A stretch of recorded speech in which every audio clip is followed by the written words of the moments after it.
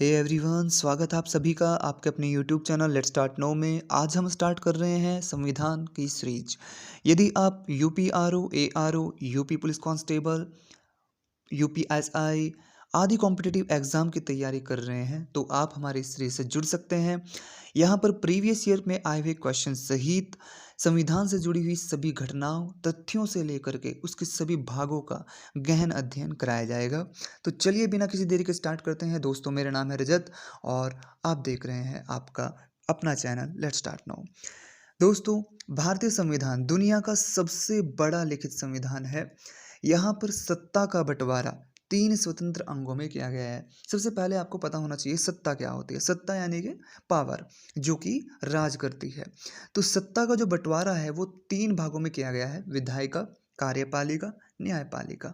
विधायिका का कार्य होता है विधि का निर्माण, अर्थात कानूनों या फिर नियमों का निर्माण करना।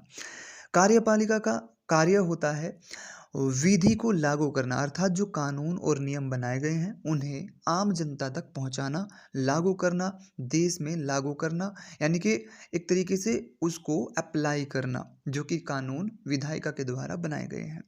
न्यायपालिका इन दोनों से स्वतंत्र होती है और वह विधि की व्याख्या करती है। विधि की व्याख्या का अर्थ होता है यहाँ पर कि कानूनों को सही ढंग से एक तरीके से अप्लाई करने में मदद करती है, या फिर हम ये कह सकते हैं कि कानूनों का गलत दुरुपयोग नहीं होने देती, या फिर गलत कानूनों को बिल्कुल भी गलत तरीके से उनको लागू नहीं होने देती। ये रक्षा करती है कानूनों की। इसके बाद हम अगर बात करें इन तीनों ही अंगों की, जिन अंगों में सत्ता का बंटवारा किया गया है, इन तीनों ही अंगों के 3 स्तर हैं: केंद्रीय स्तर, राज्य स्तर, स्थानीय स्तर। केंद्रीय स्तर यानी कि पूरे के पूरे देश के आधार पर एक स्तर, तो एक लेवल तो वो है इन तीनों का ही। केंद्रीय स्तर पे भी विधायिका होती है, कार्यपालिका होती है और न्यायपालिका होती है। राज्य स्तर पर भी विधायिका, कार्यपालिका और न्यायपालिका, और फिर स्थानीय स्तर पर भी विधायिका, कार्यपालिका और न्यायपालिका। अब बात कर लेते हैं 1895 में, यानी कि 1895 में सबसे पहले संविधान सभा की जो मांग की गई थी वो बाल गंगाधर तिलक जी के द्वारा की गई थी। ये एक अनौपचारिक मांग थी जो कि उनके द्वारा मौखिक रूप से की गई थी। इसके बाद 1934 में औपचारिक रूप से जो मांग की गई, सबसे पहले औपचारिक मांग एम एन रॉय के द्वारा की गई 1934। इसके बाद हम आ जाते हैं 1946, क्योंकि देखो मैं यहाँ पर हिस्ट्री तो आपको नहीं पढ़ा रहा हूँ। ये तथ्य जो जुड़े हुए हैं ये तथ्य संविधान से जुड़े हुए हैं। संविधान के बारे में हमारे देश में क्या क्या प्रोग्रेस होती रही है। आपको पता है कि आईएलसी यानी कि इंडियन लेजिस्लेटिव काउंसिल का गठन भी हो चुका था। तो उसके बाद 1946 में कैबिनेट मिशन को भेजा गया। क्यों भेजा गया? क्योंकि आपको आपको पता ही है कि जो द्वितीय विश्व युद्ध है उसमें इंग्लैंड को एक तरीके से बहुत ज़्यादा हानि हुई थी और उसकी वजह से वो कमज़ोर हो चुका था। भारत जैसे बड़े देश को संभालना उसके लिए मुश्किल हो चुका था। ऊपर से इंटरनेशनल प्रेशर था भारत को आज़ाद करने का। भारत वालों ने भी ऊपर से बहुत ज़्यादा प्रेशर बनाया हुआ था ब्रिटिश सरकार पर हमें आज़ादी देने के लिए।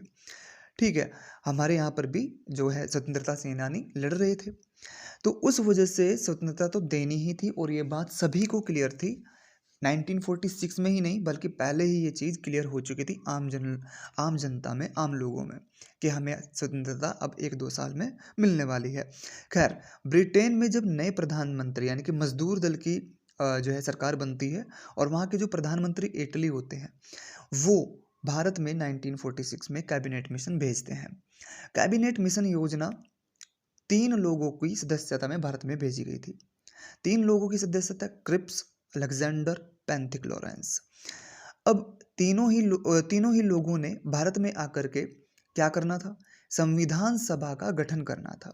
संविधान सभा के तहत 1 जुलाई 1946 को संविधान सभा के प्रथम चुनाव कराए गए, जिसमें 389 यानी कि 389 सदस्य को चुना गया या फिर सेलेक्ट किया गया।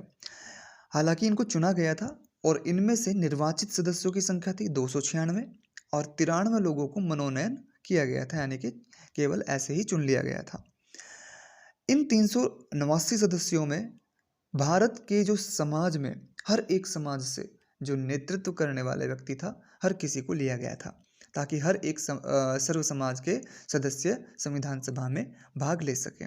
इसके बाद 2 सितंबर 1946 को भारत की प्रथम अंतरिम सरकार का गठन किया गया। यह कार्य भी क्रिप्स मिशन के द्वारा ही किया गया, जिसमें जवाहरलाल नेहरू के नेतृत्व वाली सरकार बनी और मुस्लिम लीग ने 1940 से ही, जो कि अलग देश की मांग कर रही थी, पूरे तरीके से इस बार अलग देश पाकिस्तान की पूरी थ्योरी ला करके सामने रख दी कि हम पाकिस्तान चाहते हैं। 6 दिसंबर 1946 को संविधान सभा का गठन हुआ और संविधान सभा का गठन होने के 6 दिसंबर, आप ध्यान रखेंगे, तारीखों का ध्यान रखेंगे, यही इंपॉर्टेंट है। 6 दिसंबर 1946 को संविधान सभा का गठन हुआ। इसके 3 दिन बाद पहली सभा जो है संविधान सभा की अस्थायी बैठक बुलाई गई, यानी कि 3 बैठकें हुई संविधान सभा की। सभी ध्यान रखेंगे, संविधान सभा की कितनी बैठकें हुई आज़ादी से पहले? 3 बैठकें हुई, ठीक है। उनमें से एक सबसे पहली 9 दिसंबर 1946 में, जिसमें एक अस्थायी सदस्य को अध्यक्ष बनाया गया, जो कि डॉक्टर सच्चिदानंद सिन्हा थे। फिर दूसरी जो बैठक हुई वो 11 दिसंबर 1946 को हुई। उसमें अध्यक्ष और उपाध्यक्ष और जो वैधानिक सलाहकार है उनको अस्थायी बना दिया गया और अस्थायी अध्यक्ष डॉक्टर राजेंद्र प्रसाद को बनाया गया और उपाध्यक्ष हरेंद्र कुमार मुखर्जी को बनाया गया। वैधानिक सलाहकार, जो कि स्थायी वैधानिक सलाहकार थे, वो BN राव जी को बनाया गया।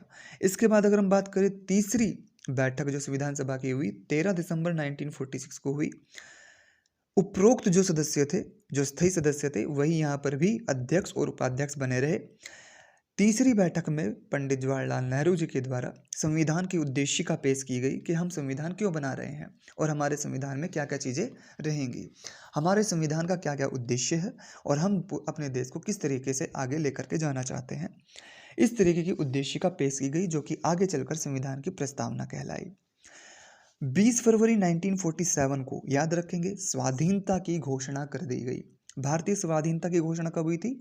20 फरवरी 1947।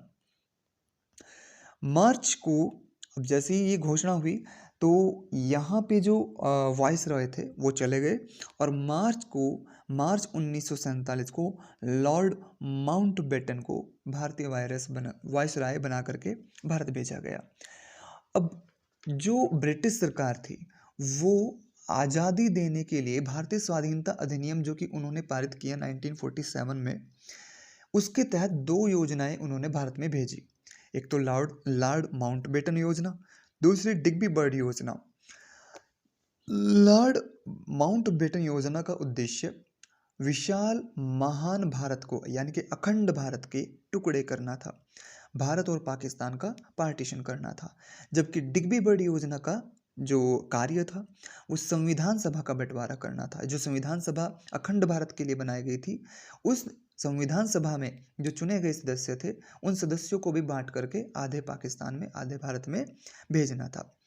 अब यहाँ पर भी हम देख लेते हैं, आपको आइडिया है ही कि जो अखंड भारत के टुकड़े हुए किस तरीके से 2 टुकड़े हुए थे, ठीक है। 19% ज़मीन पाकिस्तान को देनी थी, हालांकि महात्मा गांधी के कहने से 21% ज़मीन दी गई थी। उसके बाद आपको ये भी आइडिया होगा कि एक पूर्वी पाकिस्तान बना और एक पश्चिमी पाकिस्तान बना था। डिग्बी बर्ड योजना के अंतर्गत अगर बात करें तो 379 सदस्य जो कि संविधान सभा के सदस्य थे, उनका बंटवारा कुछ इस प्रकार से हुआ। 379 सदस्यों में 15 महिलाएं थी, जिनमें से 299 सदस्य भारत में रहे। 299 सदस्य में 12 महिलाएं भारत में रही, जिनमें एकमात्र दलित महिला सरोजिनी नायडू भी थी, भारत में ही रही। 19 सदस्यों को पाकिस्तान भेजा गया और 90 सदस्यों को पाकिस्तान भेजा गया और इनमें 3 महिलाएं थी। आप जो सामने देख रहे हैं ये उस वक्त अखंड भारत की संविधान सभा की जो है मुहर थी। अब इसके बाद हम बात करेंगे जो ILC थी, इंपीरियल लेजिस्लेटिव काउंसिल जो थी, इंपीरियल लेजिस्लेटिव काउंसिल, इसको संविधान सभा का रूप दिया गया और इसी को संविधान सभा बना दिया गया। भारत को आज़ादी दे दी गई, 15 अगस्त को भारत आज़ाद हो गया और 29 अगस्त 1947 को चौथी संविधान सभा की बैठक हुई, या फिर हम कह सकते हैं आज़ादी के बाद पहली संविधान सभा की बैठक 29 अगस्त 1947 को हुई, जिसमें एक प्रारूप समिति का गठन किया गया, जिसके अंतर्गत 7 सदस्य रखे गए, जिनमें अध्यक्ष डॉक्टर भीमराव अंबेडकर को बनाया गया।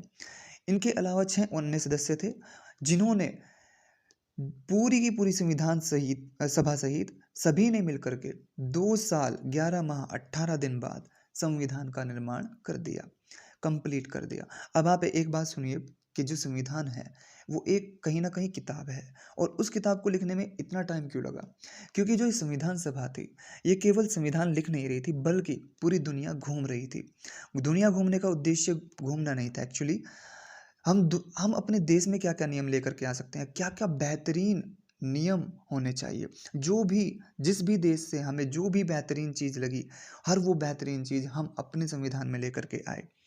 हमने देशों को देखा, उनकी व्यवस्थाओं को देखा, और सिर्फ बाहरी देशों में नहीं, अपने देश के अंदर भी वो सभा के सदस्य घूमे, गए, आम लोगों से मिले, उनकी समस्याओं को सुना, और एक बेहतरीन संविधान, मैं कहूँगा कि इस दुनिया का सबसे बेहतरीन संविधान बना करके सामने रखा, जिसको 26 नवंबर 1949 में स्वीकृत कर लिया गया। 26 नवंबर जिसको संविधान दिवस के रूप में भी मनाया जाता है।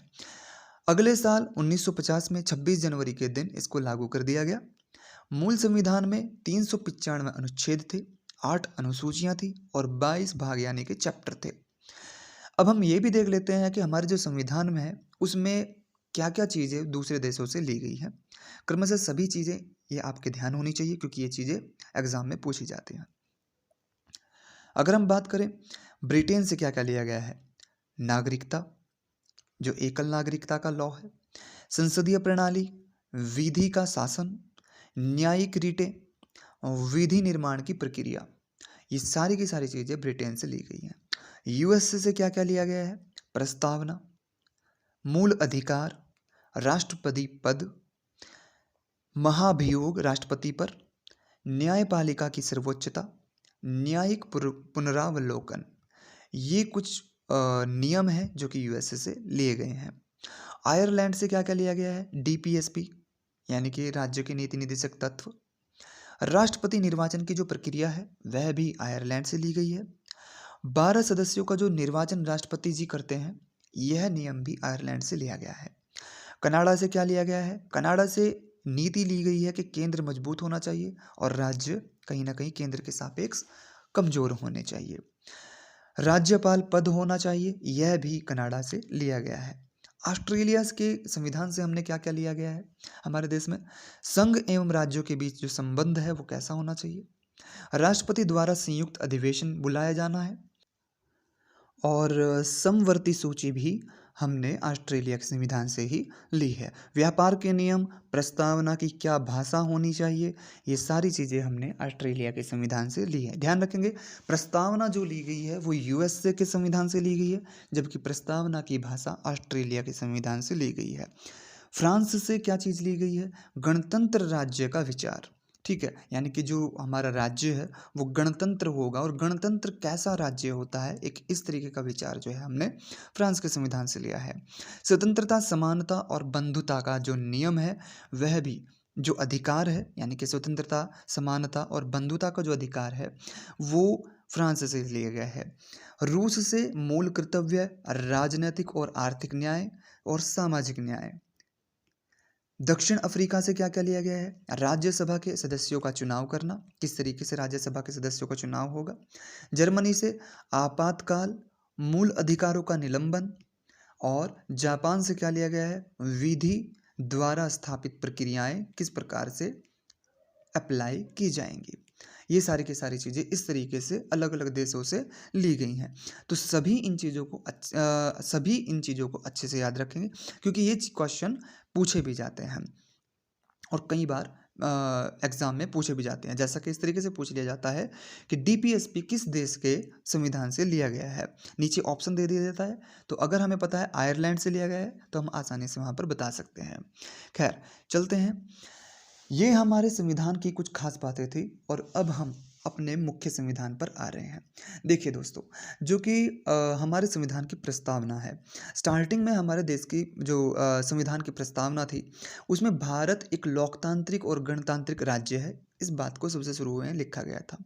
हालाँकि हमारी जो प्रस्तावना है, उसमें जो स्टार्टिंग के वर्ड है, वो कुछ इस प्रकार है: भारत एक प्रभुत्व संपन्न, समाजवादी, पंथ-निरपेक्ष, लोकतांत्रिक गणराज्य है।